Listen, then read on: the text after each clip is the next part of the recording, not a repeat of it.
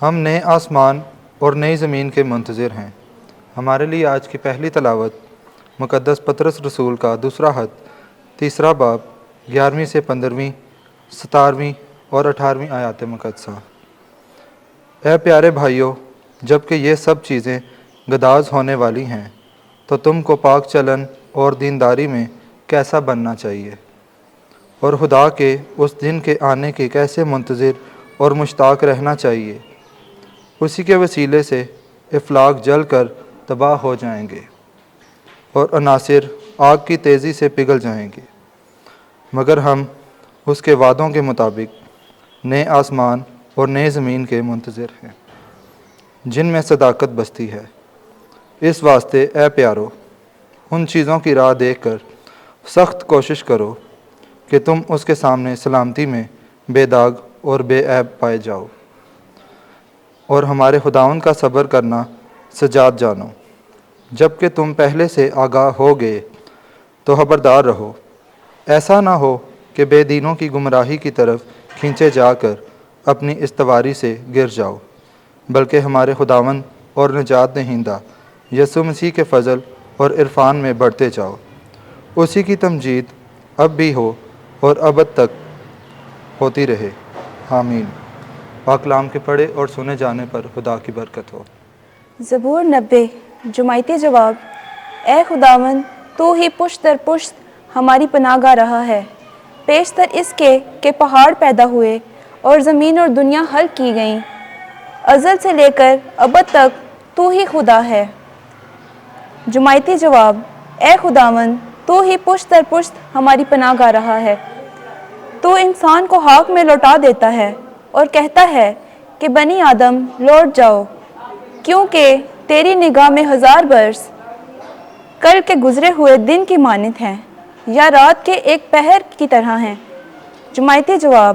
اے خداوند، تو ہی پشت در پشت ہماری پناہ گاہ رہا ہے، ہمارے برسوں کا شمار 70 برس کا ہے، یا اگر ہم مضبوط ہوں تو 80 کا، اور یہ اکثر تکلیف اور بطالت کے ہیں، کیونکہ یہ جلد گزر جاتے ہیں اور ہم اٹھ جاتے ہیں۔ جمعیتی جواب۔ اے خداوند، تو ہی پشت در پشت ہماری پناہ گاہ رہا ہے، ہمیں جلد اپنی رحمت سے آسودہ کر، تاکہ ہم اپنے سب دنوں میں شادمانی کریں اور خوش ہوں۔ تیرا کام تیرے بندوں پر اور تیرا جلال ان کی اولاد پر ظاہر ہو۔ جمعیتی جواب۔ اے خداوند، تو ہی پشت در پشت ہماری پناہ گاہ رہا ہے۔ خداوند آپ کے ساتھ ہو۔ انجیل مقدس مرکز کے مطابق اے خداوند تیری تمجید ہو۔ 12واں باب 13ویں سے 17ویں آیت۔ جو قیصر کا ہے قیصر کو، اور جو خدا کا ہے خدا کو ادا کرو۔ ایک دن سردار کاہن اور بزرگوں نے بعض فریسیوں اور ہیرودیوں کو یسوع کے پاس بھیجا تاکہ اس سے باتوں میں پھنسائیں۔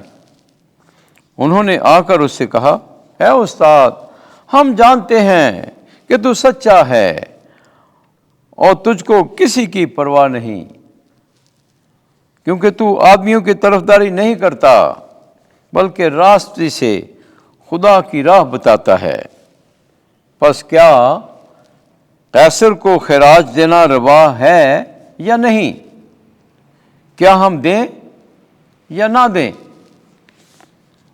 اس نے ان کا مکر جانتے ہوئے ان سے کہا،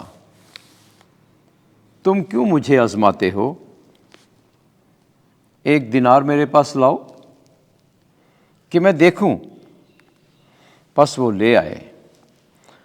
تب اس نے ان سے کہا کہ یہ صورت اور تحریر کس کی ہے؟ انہوں نے اس سے کہا، قیصر کی۔ یسوع نے ان سے کہا، جو قیصر کا ہے قیصر کو، اور جو خدا کا ہے خدا کو ادا کرو۔ اور وہ اس پر نہایت متعجب ہوئے۔ انجیل مقدس کے وسیلے سے ہمارے گناہ معاف کیے جائیں۔ اے مسیح تیری ستائش ہو۔